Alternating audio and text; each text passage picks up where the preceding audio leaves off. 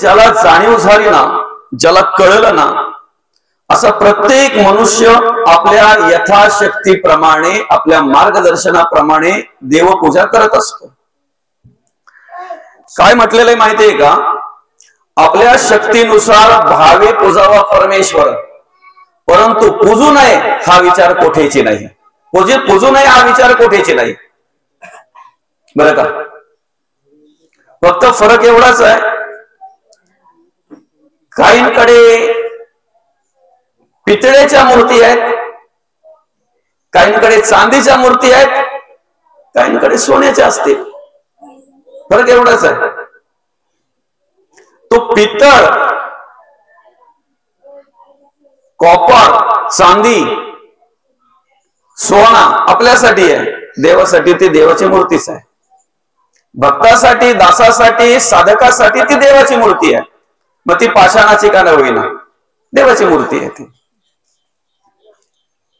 बाकी पितळ असेल, तांबा असेल, सोना असेल, चांदी असेल, ते आपल्यासाठी झालं. महत्वाचं काय? देवाची मूर्ती आहे. आपल्या शक्तीनुसार भावे पूजावा परमेश्वर, परंतु पूजू नये हा विचार कोठेची नाही.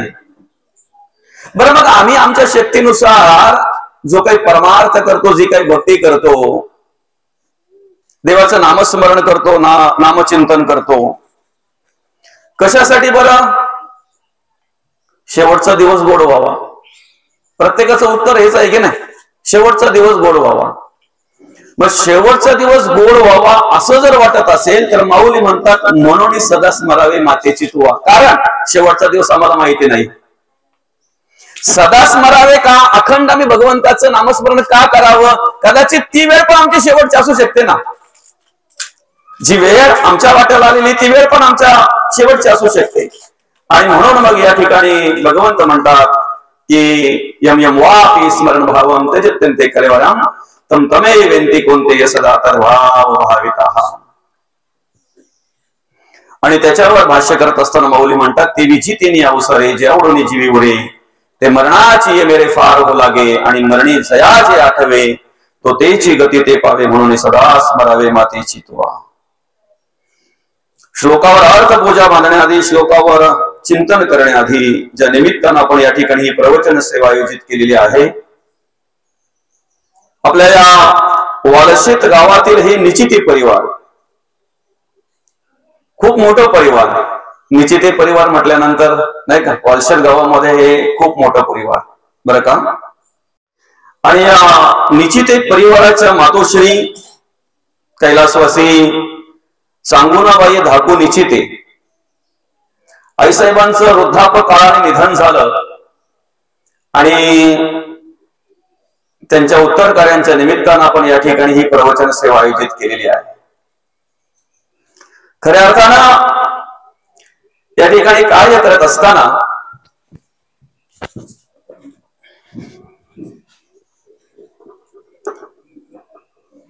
आईसाहेबांनी अतिशय चांगल्या प्रकारे कार्य केलं, चांगल्या प्रकारे आपल्या जीवनाचा आनंद घेतला. जगत वागत असताना या ठिकाणी या निचिते परिवारावर अतिशय चांगल्या प्रकारे संस्कार केले. आणि या ठिकाणी खऱ्या अर्थानं मला सांगायला आश्चर्य वाटतंय, आश्चर्य. बरं का? 103व्या वर्षी आईसाहेबांनी तुमचा आमचा निरोप घेतला. 103. बरं का?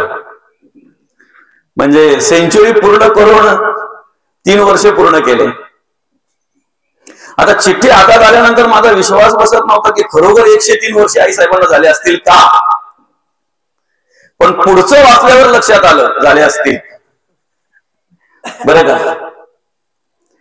आमचे बाबा कैलासवासी धाकू चाऊ निचिते, त्यांची धर्मपत्नी कैलासवासी चांगुणाबाई धाकू निचिते, वय वर्ष 103. यांचं 3 जुलै 2025 रोजी वृद्धापकाळाने निधन झालं. त्यांच्या पश्चात खर तर ही 7 भावंड, 6 मुलं आणि 1 मुलगी. त्याच्यामध्ये कैलासवासी गंगाराम धाकू निचिते, कैलासवासी बबन धाकू निचिते, कैलासवासी विठ्ठल धाकू निचिते, ही मुलं आईसाहेबांची.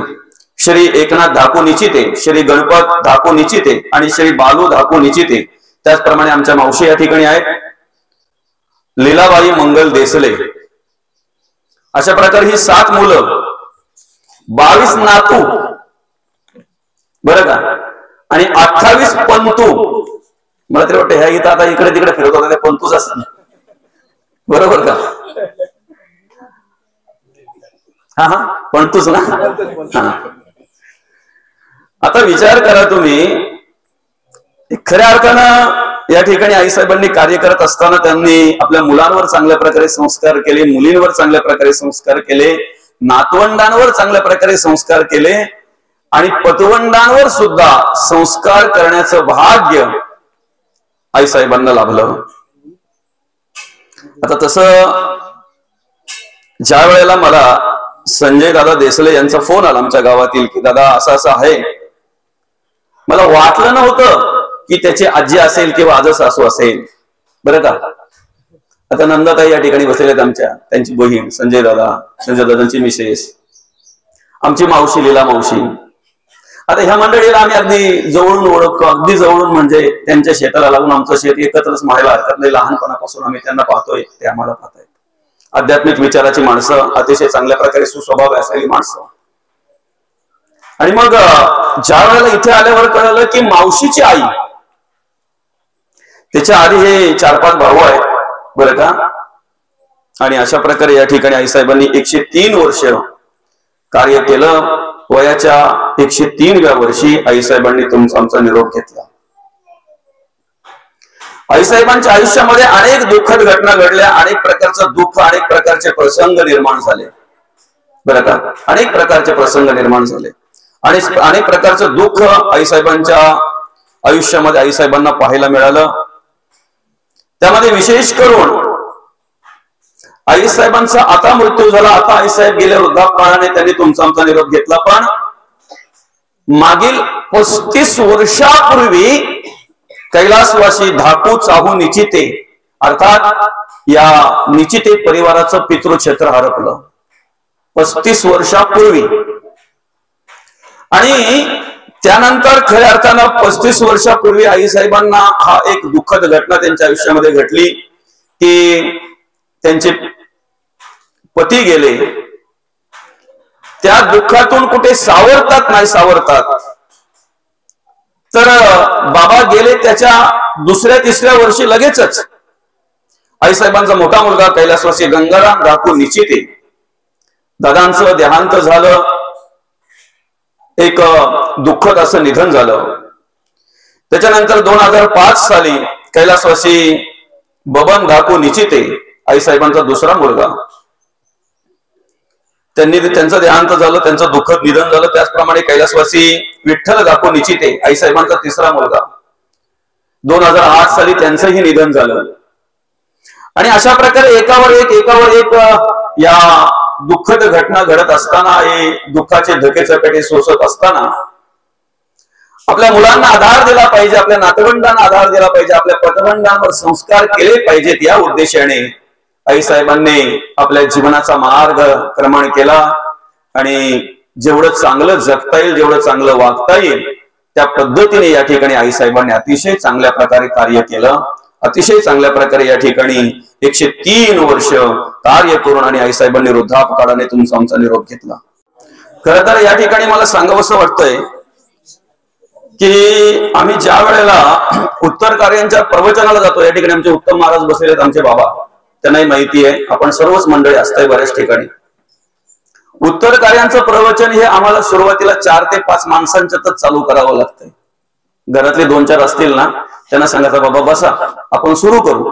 आणि सुरू केल्यानंतर मग हळूहळू अर्ध्या 1 तासामध्ये संपता मांडव फुल होतो.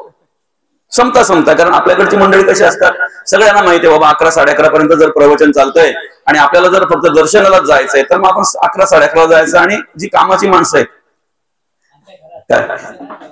जी कामाची माणसं आहेत ती त्याच वेळेला येतात, बरं का. आणि लोकांच्या दृष्टीने ज्यांना काम धंदा नाही ते आधी येतात प्रवचन श्रवण करायला, लोकांच्या दृष्टीने, बरं का. जास्त पण कामात गुंतलेला माणूस नको.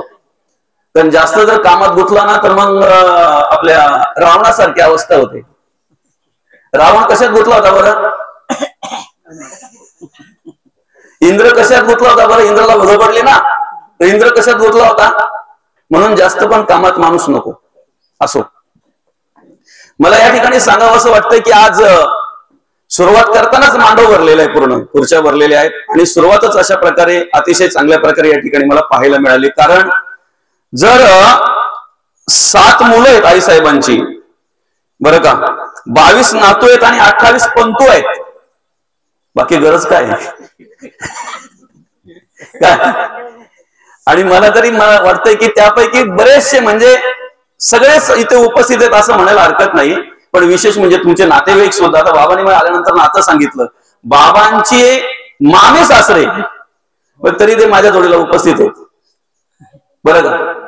म्हणजे अशा प्रकारे नातं असलेलं, ज्याला आवड आहे ना तो माणूस बरोबर पुढे चला, मला प्रवचन श्रवण झालं पाहिजे, मला ऐकायला मिळालं पाहिजे. असो, अनेक असे नातेवाईक मित्रमंडळी आपण सर्वच उपस्थित आहात. खरं तर हा सोहळा म्हणायला हरकत नाही, नाही का बाबा. 103 वर्ष आईसाहेबांनी कार्य केलं. 103 वर्ष जर कार्य केलं आईसाहेबांना, 103 वर्ष जर आयुष्य मिळालं तर सोहळा म्हणायला काय हरकत आहे, नाही का. आणि या ठिकाणी खऱ्या अर्थानं आपण आईसाहेबांच्या अंतिम अर्थात या उत्तर कार्यांच्यासाठी उपस्थित आहोत. या ठिकाणी भगवंत आपल्याला जाणीव करून देत असताना, मार्गदर्शन करत असताना म्हणतात, यम यम वापी स्मरण भावम त्यजत्यन्ते कलेवरम तम तमे व्यंती कोणते सदातद भाव भाविताहा. आणि ह्या श्लोकावर भाष्य करत असताना माऊली म्हणतात, तेवी जी तिने अवसरे जे आवडून जीवीमुळे ते मरणाची मेरे फार हो लागे आणि मरणी जयाचे आठवे तो त्याची गती ते पावे म्हणून सदा स्मरावे मातेची तुवा. अर्थात आम्ही अखंड काय केलं पाहिजे? भगवंताचं नामचिंतन केलं पाहिजे, नामस्मरण केलं पाहिजे. कारण या कलियुगामध्ये सर्वात सोपं आणि सर्वात साधन जर कुठलं असेल तर नामस्मरण, भगवंताचं नामस्मरण करणं.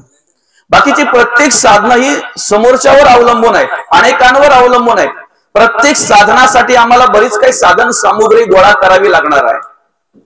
एखादी मोठी पूजा घालायची म्हटल्यानंतर पैसा पाहिजे, पहिला विचार तो येतो. आर्थिक बळ पाहिजे आमच्याकडे. पूजा जर घालायची म्हटल्यानंतर मोठी आर्थिक बळ पाहिजे, सामान सुमानाची व्यवस्था केली पाहिजे. बरं, माणसाची पूजा काय अशी 4-5 माणसांच्यात असते का? आणि 4-5 माणसांच्यात केलेली तिला काय पूजा म्हणतात का? जेवढी माणसं जास्त असतील ना तेवढं त्या पूजेला स्वरूप येते महापूजा. काय समजतंय का? आणि अशा थोड्या माणसांच्यात झालेल्या पूजेची चर्चाही नसते, जास्त माणसांच्यात झालेली पूजेची चर्चा असते. काय पब्लिक ती, पण त्या मालकाचा ध्यान होता का तिथं?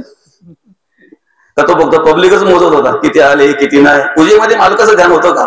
असो, ठीक आहे, हरकत नाही. आमचा पाहण्याचा दृष्टिकोन कसा आहे बघा बरं का. अशी मोठी पूजा असली ना, असं मोठं काही असलं ना, ते तिकडे आम्ही लगेच आकर्षित होतो किंवा ते आम्ही हे करतो, त्याचा विचार आम्ही करतो. महत्वाचा विषय काय आहे? इतर साधनं जी आहेत ना ती इतरांवर अवलंबून आहेत. पहिली गोष्ट म्हणजे तुमची आर्थिक परिस्थिती, तुमची मानसिक परिस्थिती, मनाची तयारी, तुमची कायिक परिस्थिती, तुमचं शरीर साथ देत आहे का? ओके.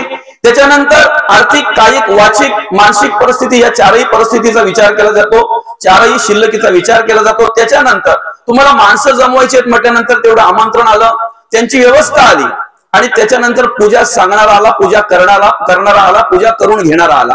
अशा सगळ्या प्रकारचा जर विचार केला आपण तर ही इतर जी आहेत साधनं, होम, हवन, यज्ञ, याग, पूजा, अजून काही, हे सगळं इतरांवर अवलंबून आहे.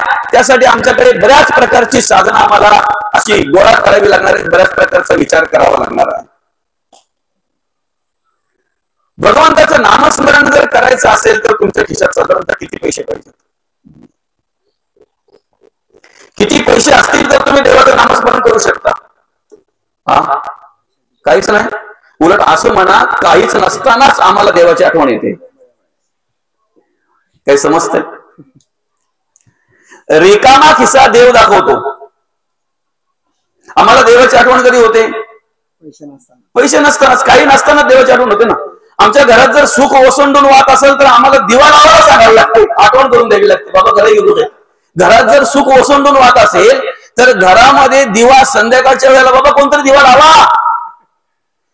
पण घरात जर दुःख असेल, काही असं हे काही झालं असेल समजा, तर आमचं सतत लक्ष देवाकडे असतो आणि म्हणून तो दिवा आम्ही विझू सुद्धा देत नाही. कबीर महाराज म्हणतात, दुःख में स्मरण सब करे, सुख में करे ना कोय, जो सुख में स्मरण करे दुःख काय का होय. दुःखात तर सगळेच नामस्मरण करतात रे, सुखात कोणी करत नाहीत. सुखात भगवंताला विसरतात, भगवंताचं विस्मरण होत आहे. जर सुखामध्ये आम्ही भगवंताचं नामस्मरण केलं तर ऐका, आध्यात्मिक, अधिभौतिक आणि अधिदैविक या तिन्ही तापांपैकी एक ताप असतोच असतो. येणार नाही असं नाही, तुम्हाला दुःख येणार नाही असं नाही. दुःख कोणालाही सुटलेलं नाहीये, कोणालाही सोडलेलं नाहीये दुःखाने. पण ज्या वेळेला मी भगवंताचं नामस्मरण करत असू ना, त्यावेळेला ते दुःख आम्हाला कधी येऊन जाईल ना, त्याची झळ पण आम्हाला लागणार नाही, कारण आम्ही तेव्हा भगवंताच्या नामस्मरणामध्ये तल्लीन झालेलो असतो. बरं का? म्हणून या कलियुगामध्ये सर्वात साधं आणि सर्वात सोपं साधन जर कुठलं असेल तर नामस्मरण. ते आम्ही कसं केलं पाहिजे? सुखातही आणि दुःखातही. आता साधं उदाहरण आहे बघा, वालशेत गावापासून काही अंतरावर आपलं घर आहे, बरोबर आहे की नाही? आता ज्यांच्या उत्तरकार्यांच्या निमित्तानं आपण या ठिकाणी ही प्रवचन सेवा आयोजित केलेली, त्यांची मुलं इथे राहतात, बरोबर आहे का? त्यांची नातवंड इथे राहतात, नवे नवे त्यांची पतवंड सुद्धा इथे राहतात, आई साहेबांची, बरोबर आहे? वालशेत गावापासून काही अंतरावर आपलं घर आहे, शेतावर आपण ही घरं बांधलेली आहेत. मला सांगा, ज्या वेळेला तुम्ही दिवसा इथून गावात जायला काहीतरी कामानिमित्त तुम्ही जाता, काहीतरी कामानिमित्त तुम्ही ज्या वेळेला दिवसा गावात जाता, त्यावेळेला तुमच्या मनामध्ये काय विचार असतो? याच्या माळाकडे बघ, त्याच्या माळाकडे बघ, बरोबर आहे? याने याच्या मालात काय लावलाय, त्याने त्याच्या मालात काय लावलाय, बरं का? रस्त्याच्या बाजूला जात असताना यांच्या शेतात काय, त्यांच्या शेतात काय आहे, बरं? त्यातल्या त्याला आठवलं तर मग गंगूबाई, शांताबाई, आला बाबूराव, अजून बरंच काय काय. कराय की गोट आहे, कराय की गोट आहे. दिवसा जात असताना आमच्या तोंडामध्ये, आमच्या मुखामध्ये असंच काहीतरी असतंय. कदाचित जर तुम्हाला एकट्यालाच रात्रीचे इथून गावात जायचं आलं, बरं का, आणि त्यावेळेला काहीतरी वातावरण पण तसं झालेलं गावात, एखादा गेलेला आहे समजा, आम्ही त्यावेळेला जास्त घाबरतो, आलाय की काय, बरं का? मग मात्र घराच्या बाहेर पडल्यापासून आम्ही नामस्मरणाला सुरुवात करतो, राम राम राम राम राम, अगदी वालशेत मध्ये पोहोचेपर्यंत, गावात पोहोचेपर्यंत. काय? आणि त्यात जर कोणीतरी सांगितलं असेल ना की त्या टर्नला गेलेत ना तुम्ही, त्या रोडच्या तिथे एक मोठं झाड आहे ना, त्या झाडाखाली अमुक अमुक आहे, बरं का?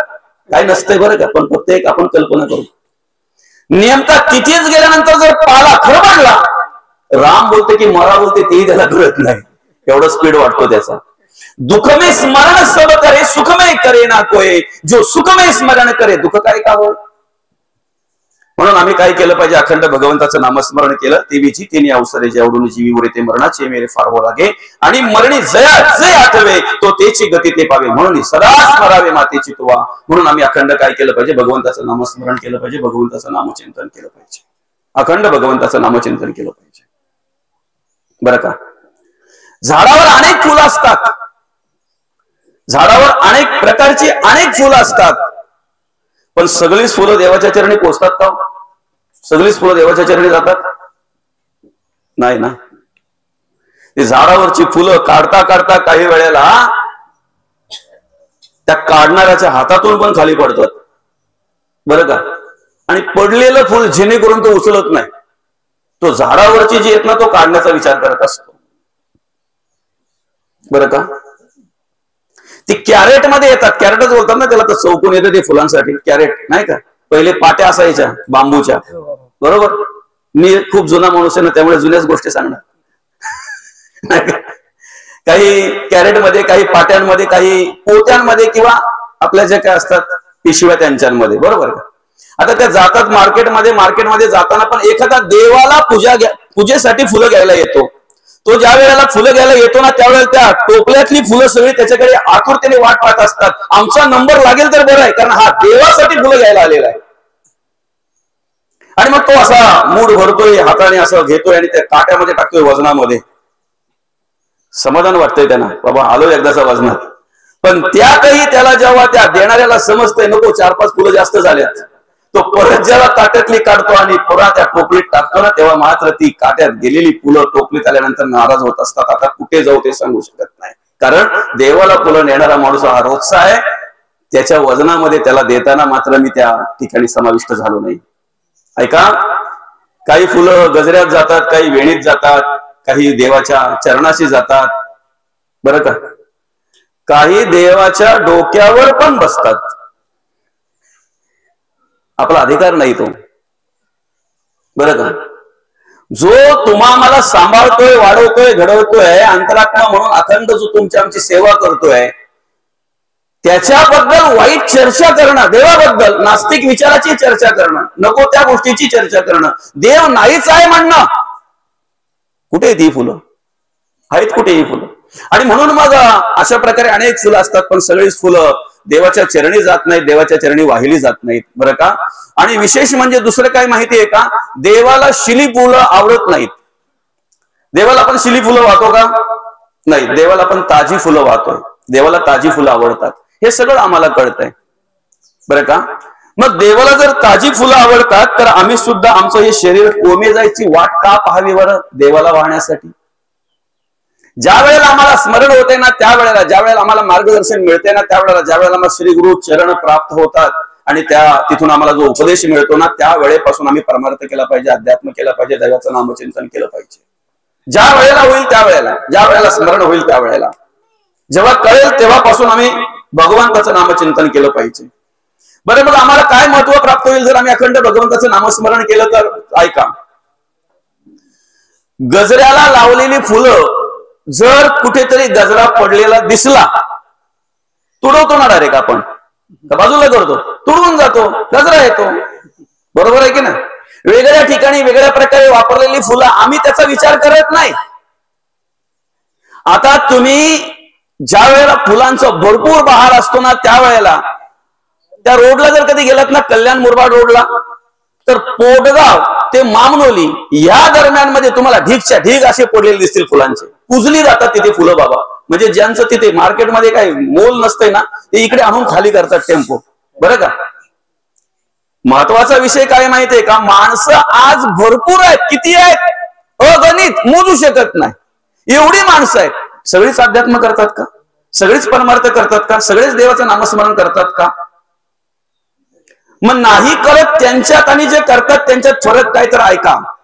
आता आपला विषय असा आहे, कुठेही वापरलेली फुलं आम्ही तुडवतो, कुजली जातात, अजून कुठे कुठे जातात तर त्यांचं त्यांनाच माहिती. पण देवाच्या चरणी वाहिलेली फुलं निर्माल्य म्हणून त्याची आम्ही काळजी घेतो, जेणेकरून पायाखाली कोणाच्या येता कामा नाही. काही कळतंय ना तुम्हाला? मग एक विचार करा, देवाच्या चरणी वाहिलेल्या फुलाची जर एवढी काळजी घेतली जाते, देवाच्या चरणी वाहिलेल्या फुलाला जर एवढं सांभाळलं जात आहे, तर देवाच्या चरणी वाहिलेल्या देहाला सांभाळलं जाणार नाही, त्याची काळजी घेतली जाणार नाही. म्हणून भगवंत म्हणतात, म्हणून माऊली म्हणतात की याचा त्याचा शिष्य होण्यापेक्षा, याचा त्याचा दास होण्यापेक्षा, याचं त्याचं सेवकत्व पत्करण्यापेक्षा आध्यात्मिक विचाराचा माणूस जो असेल, आध्यात्मिक विचारामध्ये जो असेल, आध्यात्मिक कार्य जो करत असेल, देवाचं, देशाचं आणि धर्माचं कार्य जो करत असेल, त्या ठिकाणी नतमस्तक व्हा आणि तिथून जे तुम्हाला प्राप्त होईल त्याच्याने तुमचं जे आयुष्य घडलं जाईल ना, मरणोत्तर निर्माल्य म्हणून तरी उपयोगी याल. इथे तोच विषय आहे ना, इथे तोच विचार आहे ना. कोणी वाहिलं, कोणी कुठेही तुडवणार नाहीत, कोणी कुठेही त्याचा गैरवापर करणार नाही. दुसरं, खाणीमध्ये कितीतरी दगडी असतात, पाषाण खाणीमध्ये, पण सगळ्याच दगडींची मूर्ती होते का? मूर्तिकार जो असतो ना, तो असा तपासून घेत असतो. टाकीचे घाव सोसणारा आहे का? नाही तर हातोड्याचा फटका पडल्याबरोबर तो दुभंगणार, तडा जाणार. काही असे असतात ना, एकदा घन पडला ना की तो असा दुभांगला जातो, अशा तडा झाला जातात. एक एक टाकीचा घाव सोसून जो भाग काढायचा आहे ना, तेवढाच निघला पाहिजे. काय समजतंय का? जेवढा पाठ त्या मूर्तिकाराला त्या दगडाचा, पाषाणाचा काढायचा आहे, तेवढाच निघला पाहिजे. डोळे कोरताना किती काळजी घ्यायला लागते ना त्यांना, त्या मूर्तिकारांना. कधीतरी त्यांच्या बाजूला जाऊन बसा आणि निरीक्षण करा, निरीक्षण करा, मग कळेल तुम्हाला. तसा एक एक पाठ आमचा कोरत असताना, आता इथे काय चालू आहे? इथे चालू आहे का? दगडांच्या मूर्ती बनवायचंच काम चालू आहे ना. प्रवचन म्हणजे काय आहे? कीर्तन म्हणजे काय आहे? आमच्याकडे नको असलेले पाठ जे आहेत ना, आमच्याकडे नको असलेले जे विचार आहेत ना, आमच्याकडे नको असलेले जे गुण आहेत, आमच्याकडे नको असलेले जी कर्म आहेत त्यांचा आम्हाला त्याग करायचा आहे, त्याग करायचा आहे. फक्त पाषाण व्यवस्थित पाहिजे, नाही का? असं कुठं असतंय का? तसं कुठं असतंय का? हे का ऐकलंच पाहिजे का? ते काय बघितलंच पाहिजे का? ते काय श्रवण केलंच पाहिजे का? बरं का? अशा तडा जाणाऱ्या पाषाण नको. सगळ्याच पाषाणाच्या मूर्ती होत नाहीत. ऐका, असे मोजकेच असतात. टाकीचे घाव सोसल्याशिवाय देवपण येत नाही, आणि ते देवपण आणण्याचं काम संत साधू पुरुष करत असतात. फक्त आपण काय केलं पाहिजे? आपला नको असलेला भाग, आपल्याकडे नको असलेला विचार, कर्म, गुण त्यांचा त्याग केला पाहिजे. एकदा त्यांचा त्याग केला की त्या पाषाणाची मूर्ती आपोआप निर्माण होत असते. नाहीतर दगड कुठे कुठे वापरलं जातं ते आपल्याला माहितीये, नाही का? आता मगाशी फुलांचा विचार करत असताना काही मैतावर पण फेकली जातात, बरोबर आहे का? अंतिम संस्काराच्या वेळेला, अंतिम त्या यात्रेच्या वेळेला काही फेकली जातात ना, पण ती कित्येकांच्या पायाखाली जातात. बरं, कित्येक जण तुडवत जातात ना, कासे बाजूबाजूला चालतात, नाही, तुडवत जातात बिंदास. तसे पाषाणही, काही दगडही कुठे कुठे वापरले जातात ते त्यांचं त्यांनाच माहिती. सगळेच दगड मंदिराच्या पायरीला लागत नाहीत. मूर्ती तर लांब गेला, कमीत कमी तेवढं तरी नामदेवाने मागून घेतलंय. काय समजतंय का? नामदेव महाराजांनी मागून घेतलंय, देवा पायरी जवळ मला राहायचं आहे. कमीत कमी येणाऱ्या जाणाऱ्या प्रत्येक साधकाचं, प्रत्येक भक्ताचं, प्रत्येक सेवकाचं दर्शन तरी मला घडेल, चरणस्पर्श होईल. आणि म्हणून ठीक आहे ना, मूर्ती नाही ना, कमीत कमी पायरीला तरी लागलं पाहिजे, कारण प्रत्येक जण येणारा जाणारा हात लावूनच पुढे प्रवेश करत असतो. साधकाचं याचे त्याचे पाय लागण्यापेक्षा जर साधकाचे चरण स्पर्श होत असेल तर किती उत्तम आहे ना, बरं का? किती उत्तम आहे. सगळीच फळं देवाला वाहिली जातात का? सगळीच फळं देवाला वाहिली जातात? त्या फळावाल्यांकडे भरपूर फळं असतात, पण आपण 5 फळं मागितली नाही का, तो बरोबर अगदी अशी निवडून निवडून देत असतो. काही हातात धरून परत ठेवत असतो. भाग्यच नाही बोलतो माझं, हातात धरून परत ठेवत असतो. सगळीच फळं देवाच्या चरणी वाहिली जात नाहीत. काही फळं प्राण्या पक्ष्यांच्या तोंडात जातात, काही फळं कुजली जातात, तर काही फळं कुजवली जातात. काय समजतंय? काही फळं देवाच्या चरणी जातात, धन्य झाले, ठीक आहे. काही फळं प्राण्या पक्ष्यांच्या मुखाला लागतात, ठीक आहे, त्यातल्या त्यात. पण काही फळं कुजली जातात, तर काही फळं मुद्दाम म्हणून कुजवली जातात. जी कुजवली जातात त्याची बनवली जाते.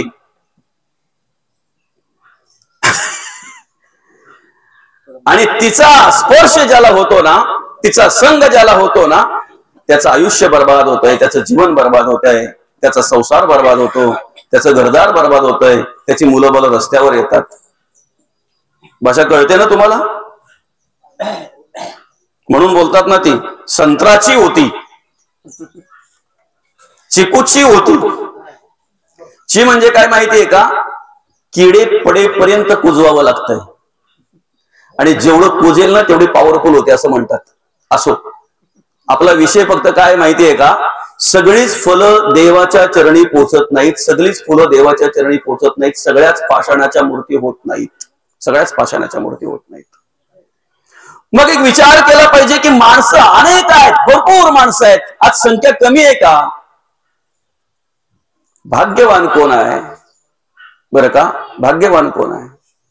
आता ते फूल तिथपर्यंत पोहोचायचं म्हटल्यानंतर, ते टोपलीत येईपर्यंत, काट्यात जाईपर्यंत, जेव्हा ते वजनाच्या काट्यामध्ये जाते तेव्हा त्याला आनंद वाटते, रे ठीक आहे, आता गेलो मी जो माणूस घ्यायला आलेला आहे तो देव पूजेसाठीच मला नेणार आहे. पण तेवढ्याच ज्या वेळेला 2 फुलं 4 फुलं जास्त झाली म्हणून तो दुकानदार, तो फुलवाला त्या काट्यातून काढून परत जेव्हा टोपलीत ठेवतो ना, तेव्हा त्याला पश्चाताप होत असतो. काय असं पाप केलं मी की मी तिथपर्यंत पोहोचू शकत नाही. त्यासाठी संतांनी सांगितलेलं आहे बरं का, अनंत जन्मीचे पुण्य जोडे.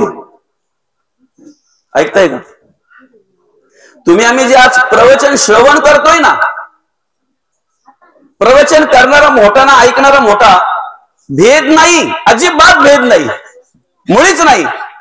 उलट अर्थी प्रवचनकाराकडे अभिमान असेल ना, त्याच्यापेक्षा श्रोता श्रेष्ठ आहे. निराभिमानाने जो श्रवण करतोय तो श्रोता श्रेष्ठ आहे. श्रोत्यामध्ये आणि वक्त्यामध्ये भेद नाही आहे बरं का. ही बुद्धी जी तुम्हाला उत्पन्न झाले ना, ही सगळ्यात मोठे आपल्या आई वडिलांचं संस्कार आहेत, आई वडिलांनी दिलेली देणगी आहे, सगळ्यात मोठे संस्कार आहेत. हे प्रवचन श्रवण करण्याची बुद्धी जी निर्माण झालेली आहे. परमार्थ भक्ती आम्हाला कुठे पाहायला मिळते? ज्या ठिकाणी ते संस्कार आहेत. देवाचं कार्य, धर्माचं कार्य, देवाचं कार्य आम्हाला कुठे पाहायला मिळतंय? ज्या ठिकाणी ते संस्कार आहेत, विचार आहेत, त्याच ठिकाणी पाहायला मिळतंय, कुठेही नाही. आता साधं उदाहरण आहे. ज्या पद्धतीने अनेक प्रकारची फुलं अनेक ठिकाणी जातात, अनेक प्रकारचे पाषाण अनेक ठिकाणी जातात, अनेक प्रकारची फुलं अनेक ठिकाणी जातात, त्याप्रमाणे आम्हाला अनेक प्रकारची माणसं, अनेक व्यसनाधीन झालेली, अनेक वेगवेगळ्या प्रकारचा नाद लागलेली, सहज नाद लागलेली, सहज व्यसनाधीन झालेली पाहायला मिळतात. सहज कितीतरी माणसं. आता अगदी आपल्या गावाचा जर विचार केला, आपल्या गावाचा, मला इथे एखादा वालशेत मधला वयस्कर माणूस कोणी आहे का बरं इथे? म्हणजे अगदी 60-70 पर्यंत असं. बाबा मागे बसलेत का? बाबा तुमच्या तारुण्यामध्ये तुम्ही जर विचार केला तर या वालशेत मध्ये व्यसनाधीन झालेली माणसं किती होती बरं? बोटावर मोजण्या एवढी. बाबा खरं की खोटं आहे? त्यावेळेला लोक अशी संध्याकाळच्या वेळेला बसली ना कधीतरी निवांत, की मग मोजाची. आपल्या गावामध्ये तो एक पेतो, हा एक पेतो, हा एक ना, तो कधीतरी हल्दीला फुकट भेटल्यावर. आता मोजाल का तुम्ही तुमच्या वालशेत मध्ये किती व्यसनाधीन आहेत ती? मोजाल? आपला विषय असा आहे बघा, वाईट विचाराकडे माणसाला वळवावं लागत नाही. तुमचा मुलगा व्यसनी व्हावा म्हणून देवाला नमस्कार करावा लागले का तुम्हाला? तुमच्या मुलाला वेगळ्या प्रकारचा नाद लागावा म्हणून सत्यनारायण घालावं लागले का तुम्हाला?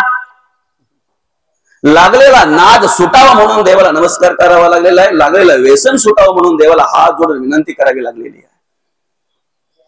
आम्ही वाईट मार्गाकडे सहज वळवलो जातोय, आम्ही वाईट विचाराकडे सहज वळवलो जातोय. आम्हाला आध्यात्मिक विचाराकडे वळवावं लागतंय. आणि आध्यात्मिक विचार आमच्याकडे जे येतात ना, ही सगळ्यात मोठी आमच्या आई वडिलांनी दिलेली पांडुरंग परमात्म्याची कृपा आहे, आई वडिलांनी दिलेले आशीर्वाद आहेत, संतांची कृपा. हे विसरून चालणार नाही बरं का? हे विसरून चालणार नाही. कारण कसं असतंय माहितीये का? एकाच घरात असलेली सगळीच माणसं आध्यात्मिक क्षेत्रामध्ये कार्य करतात, देवाची विचार करतात, देवाचं कार्य करतात, देवपूजा करतात किंवा देवाचं नामस्मरण करतात असं नाही.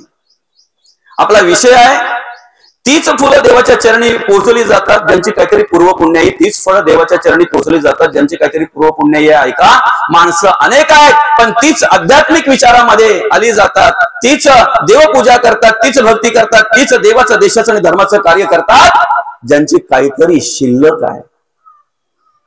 एवढा तर आपल्याला पटला ना विषय, की चांगलं करायला माणसाची काहीतरी शिल्लक लागते, वाईट करायला शिल्लक लागत नाही.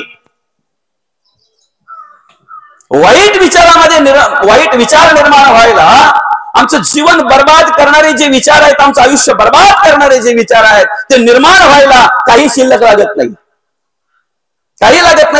त्यासाठी काही पूर्वपुण्याची गरज लागत नाही. पण चांगले विचार आमच्या अंतःकरणामध्ये जर निर्माण व्हायचे असतील तर त्यासाठी 100% पूर्वपुण्याई लागते. पहिला विषय, आम्ही जे आज प्रवचन श्रवण करतोय ना, ही आपल्या आई वडिलांनी दिलेली सगळ्यात मोठी देणगी आहे. हीच खरी श्रीमंती आपल्या आई वडिलांची. जगद्गुरु तुकोबा कुठेही जन्माला येत नाहीत. जिथे 7 पिढ्यांची साधना आहे, जिथे 7 पिढ्यांची तपश्चर्या आहे, त्याच ठिकाणी बोल्लोबा आणि कनकाई या दोन्ही उभयतांच्या पोटी जगद्गुरु तुकोबा 8वी पिढी जन्माला येत आहेत. माऊली ज्ञानोबा कुठेही जन्माला येत नाहीत. हिंदवी स्वराज्य संस्थापक राजेश्वर छत्रपती कुठेही जन्माला येत नाहीत. प्रत्येक जर आम्ही संताचा, साधूचा जर विचार केला तर ज्या ठिकाणी काहीतरी परंपरा आहे, ज्या ठिकाणी काहीतरी आध्यात्मिक विचार आहेत नवे नवे, ज्या ठिकाणी काहीतरी पूर्व पुण्याई आहे, त्याच ठिकाणी आम्हाला हे आध्यात्मिक विचार, हे देवाचं, देशाचं आणि धर्माचं कार्य पाहायला मिळत आहे. त्याच ठिकाणी आणि म्हणून मग आम्ही आमच्या जीवनामध्ये काय केलं पाहिजे? कबीर महाराज ज्या वेळेला रस्त्यातून त्या गावामध्ये चालले होते त्यावेळेला पूर्वी अशा ओपन ओट्या असायच्या. आज पण कित्येक घर आपल्याला जुनी जी आहेत ना ती ओपन ओटीची पाहायला मिळतात, नाही का बाबा? आणि त्या उघड्या ओटीवर त्या महिला त्या ठिकाणी सकाळी पहाटेच्या वेळेला जाता लावलेला जाता आणि ते धान्य दळत होत्या, बरं का? धान्य असं दळत होत्या. तिथूनच त्या रस्त्यातून कबीर महाराज जात असताना त्या जात्याकडे लक्ष गेलं त्यांचं. आणि जात्याकडे लक्ष गेल्यानंतर निरीक्षण करत राहिले. ते त्या जात्याचं निरीक्षण करत राहिले. निरीक्षण करता करता करता करता त्यांच्या डोळ्यामध्ये अश्रू आले, रडायला लागले कबीर महाराज. काहींच्या निरीक्षणात सुद्धा नाही का एवढी निरीक्षण क्षमता सुद्धा अशा प्रकारे असते काहींची. त्याच रस्त्यामध्ये मागे त्यांचा मुलगा कमाल येत होता. कमालाने बघितलं बाबा काहीतरी पाहतायत आणि म्हणून त्याने तिकडे पाहण्याचा प्रयत्न केला, तर त्यालाही ते जातं दिसलं. त्याला माहितीये बाबा काय निरीक्षण करत असतील आणि बाबांच्या डोळ्यामध्ये अश्रू. तोही तेच निरीक्षण करायला लागला. पण ऐका, फरक एवढाच आहे, कमाल रडला नाही, कमाल हसत होता. कबीर महाराज रडताय, त्याच जात्याचं निरीक्षण करत असताना कमाल मात्र हसतोय. तिसरा माणूस ज्या वेळेला त्याच रस्त्यातून चालला होता त्यावेळेला त्या माणसाने यांना दोघांना हात जोडले. दोघांना हात जोडले आणि पहिले कबीर महाराजांना विचारतायत ते, दादा महाराजजी आपण का रडतायत? आपल्या डोळ्यामध्ये अश्रू का? काय दुःख वाटलं तुम्हाला? त्यावेळेला कबीर महाराज म्हणतायत, त्या जात्याचं निरीक्षण करता करता माझ्या मनामध्ये एक विचार आला की कळी आणि काळाच्या ह्या दोन तळा आहेत. ह्या दोन्ही तळांमध्ये जो धान्य आला ना त्या धान्याचं पीठ पीठ पीठ पीठ करून बाहेर सांडलं जातंय. कळी आणि काळाच्या या दोन्ही तळामध्ये जो माणूस सापडला ना त्याची अवस्था मात्र कळी आणि काळ सेम सारखीच अशाच प्रकारे करून ठेवतोय, अशाच प्रकारे करून ठेवतोय. जो कलीच्या अधीन झाला काळ त्याच्यापासून लांब नाहीये, कारण कलीला या ठिकाणी कार्य करण्यासाठीच त्याला साथीदार म्हणून ब्रह्मदेवाने त्याच्या बरोबर काळाला पाठवलेला आहे. कळी आणि काळ जोडीलाच आहेत. जिथे कली आहे तिथे काळ आहे. जो या दोन्ही तळांमध्ये सापडला ना, कबीर महाराजांच्या भाषेत सांगायचं म्हणजे त्याचं नाव पण शिल्लक राहत नाही, नावही शिल्लक राहत नाही. काय मना सांग पा रावणा काय झाले, अकस्मात ती राज्य सर्वे बुडाले. आज या वालशेत गावाची लोकसंख्या बरीच असेल, पण रावण नावाचा माणूस तुम्हाला वालशेत गावात दिसणार नाही. आहे कोणी? नावाचा नाही पण विचाराची. त्याच्यासाठी तर प्रवचन आहे, त्याच्यासाठी तर कीर्तन आहे, त्याच्यासाठी तर गाथा आहे, गीता आहे, ज्ञानेश्वरी आहे, भागवत आहे, परिवर्तन घडावं म्हणून. बरं का? कौस नावाचा माणूस नाहीये, पण कौस नावाचा माणूस जरी नसला ना तरी त्या विचाराची माणसं आम्हाला आमच्या आजूबाजूला अनेक पाहायला मिळतात, अनेक पाहायला मिळतात. खऱ्या अर्थानं ते विचार आम्ही त्यागले पाहिजेत, आमच्याकडून त्याग घडला पाहिजे, याचं ज्ञान आम्हाला प्राप्त व्हावं म्हणून हे प्रवचन आहे. म्हणून आम्हाला कीर्तन श्रवण केलं पाहिजे, म्हणून आम्ही आध्यात्मिक क्षेत्रामध्ये देवाचं गुणगान केलं पाहिजे, ऐकलं पाहिजे, नामस्मरण केलं पाहिजे. आता त्याच माणसाने कमालाला विचारलं, ठीक आहे, तर कबीर महाराजांचं उत्तर ऐकलं त्याने, ठीक आहे, त्याला वाटलं रडणं साहजिकच आहे, कारण अवस्था बघितल्यानंतर माणसाला दुःख वाटतंय ना. त्यांचं येणंच त्याच्यासाठी आहे, जगाच्या कल्याणा संताच्या विभूती. आणि जगाचं कल्याण होत नसताना जर अशी नको ती अवस्था जर त्यांच्या निदर्शनात येत असेल तर मला सांगा, त्यांना वाईट वाटणार नाही? वाईट वाटणार नाही?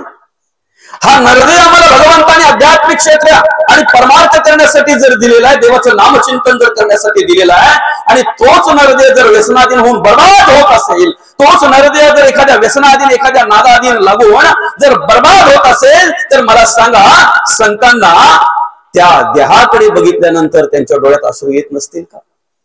वाईट वाईट वाटत नसेल? वाईट वाटणं साहजिकच आहे. वाईट वाटणं साहजिकच आहे. बरं, मग कमालाला विचारलं, कबीर महाराज रडताय, ठीक आहे, त्यांनी त्यांचं उत्तर मिळालं त्यांच्या त्या सगळ्या काही गोष्टीचं. पण मग तुम्ही का हसताय? त्यावेळेला कमालाने सांगितलं की बघा, जो कळी आणि काळाच्या तावडीमध्ये सापडला त्याचं नाव पण शिल्लक राहत नाही, हे तेवढंच सत्य आहे. पण ह्या संपूर्ण जगाला आधार देणारा जो आहे तोच कळीला आणि काळालाही आधार देणारा आहे, नियंताच तो आहे. कलीचा नियंता कोण आहे? निर्माता कोण आहे? आणि काळाचा निर्माता कोण आहे? त्या खुंट्याच्या जवळ जे दाणे आहेत ना, जे धान्य आहे ना, मधल्या खुंट्याचा आधार आहे ना, फिरवणारा खुंटा नाही, मधला खुंटा. त्या खुंट्याजवळ असलेले दाणे बघा किती मस्त आहेत, किती धान्य ते बघा किती आनंदात आहे. म्हणून आम्ही सुद्धा आमच्या जीवनाची वाटचाल करत असताना ज्याचा आधार संपूर्ण सृष्टीला आहे ना, आम्हाला आहे ना, तो खुंटा सोडता कामा नये. अर्थात चाले हे शरीर कोणाचे, सत्य कोण बोलविते हरिवण. कोण तो? म्या बोलविल्या वेदू बोले, म्या चालविल्या सूर्य चाले, म्या हलविल्या प्राण हाले, जे जगात ते चालिता. खऱ्या अर्थानं विश्वाला सामर्थ्य देणारा, जगात कार्य करणारा आमच्या देहात आहे. विश्वाला सामर्थ्य देणारा तोच देव, तोच ब्रह्म अंतरात्मा म्हणून आम्हाला सांभाळतोय. आम्ही सर्वप्रथम विचार त्याचा केला पाहिजे, आम्ही सर्वप्रथम स्मरण त्याचं केलं पाहिजे. सगळ्यात आधी आम्ही त्याचा विचार केला पाहिजे. आणि म्हणून जगद्गुरु तुकोबांचा जर परमार्थ बघितला, आध्यात्मिक क्षेत्रामध्ये त्यांनी केलेलं कार्य जर बघितलं, तर खूप धकेचपेटे सोसले महाराजांनी, खूप धकेचपेटे सोसले. बरं का? गाथा म्हणजेच जगद्गुरु तुकोबांचं चरित्र आहे. बरोबर की नाही बाबा? त्यांच्या आयुष्यामध्ये ज्या काही चांगल्या वाईट घटना घडल्या, जे आलेले अनुभव, ज्या आलेल्या प्रचित्या, जे झालेले साक्षात्कार, कळतंय ना, अभंगाच्या रूपाने जगद्गुरु तुकोबांनी वर्णन केलं. आणि अभंग ही गाथा म्हणजे जगद्गुरु तुकोबांचं चरित्र आहे. माऊली ज्ञानोबांनी आम्हाला ज्ञानेश्वरी दिली, अमृतानुभवासारखा सर्वश्रेष्ठ ग्रंथ दिला, चांगदेव 65 दिली आणि हरिपाठ दिला. जर चरित्र वाचावं आधी संतांचं आणि मग त्या ग्रंथांना हात लावावं, मग कळेल हे ग्रंथ आम्हाला कसे मिळालेले आहेत, कसे प्राप्त झालेले आहेत. अनेक प्रकारचे धकेचपेटे त्यांनी सोसले, अनेक प्रकारचे कष्ट त्यांनी सहन केले, अनेक प्रकारे त्रास सहन केला. आणि हा सगळं कार्य, हे सगळं सहन करत असताना फक्त एवढंच स्मरणात ठेवलं, आमचा उद्देश काय आहे, आमचं ध्येय काय आहे, आम्हाला काय साध्य करायचं आहे, जगाच्या कल्याणा. मग जगाचं जर कल्याणच करायचं आहे तर ह्या सगळ्या बाजूला गोष्टी ठेवल्या पाहिजे, यांच्यात अडकून चालणार नाहीत. हे सगळं सहन करून आम्ही आमच्या जीवनाची वाटचाल पुढे केली पाहिजे.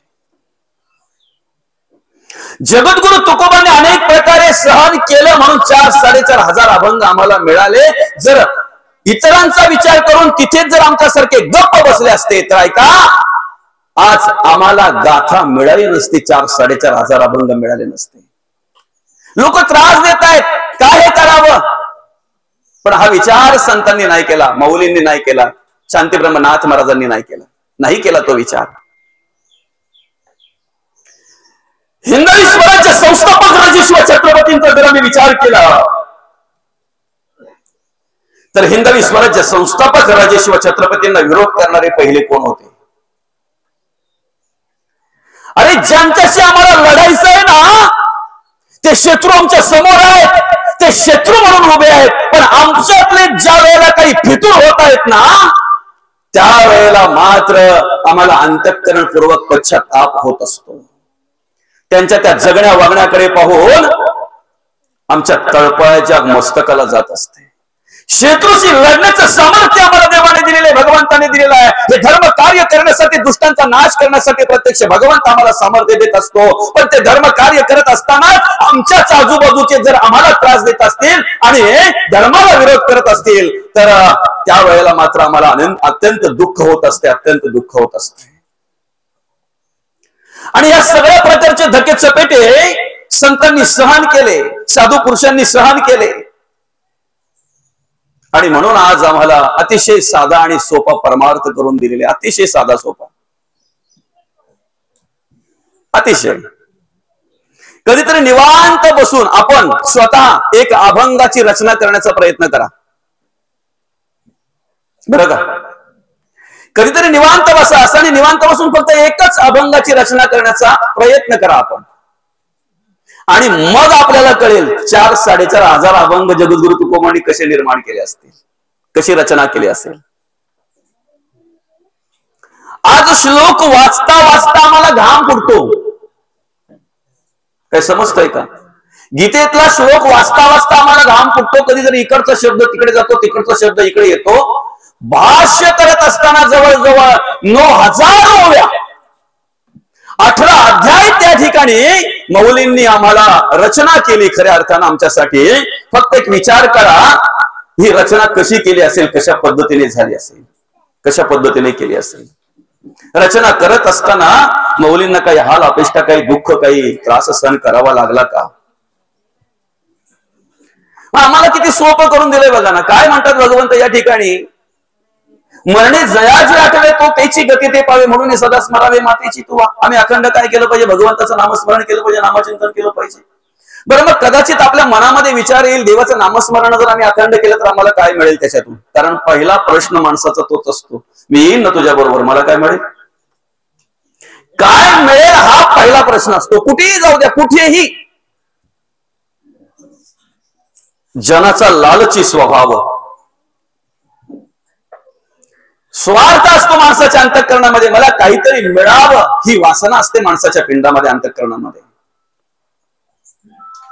आणि मग मला काय मिळेल हा विचार पहिला असतो.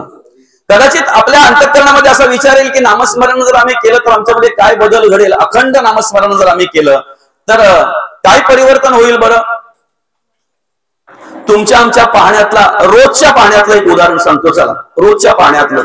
तुम्ही आम्ही शेतकरी माणसं आहोत, खेड्यापाड्यात राहणारी माणसं आहोत. आता ही घरं तर शेतामध्ये आहेत, माळावर आहेत. तुम्ही या आजूबाजूला जर कुठेतरी बघितलं ना तर तुम्हाला एक असं माती लटकलेली दिसेल, चिटकलेली दिसेल कुठेतरी या भिंतीला म्हणावं.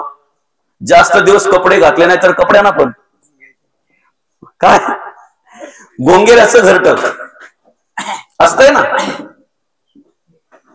आपल्या घरामध्ये गोंगेऱ्याची घरटी असतात की नाही?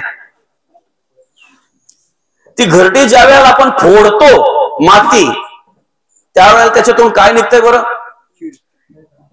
पुरुषांपेक्षा महिलांना जास्त माहिती असेल, कारण घरं फोडायचं काम महिला, आपल्या ह्या घरटी फोडायचं काम महिला करतात. घरं नाही, चुकून आला तो शब्द माझ्याकडून, हो का?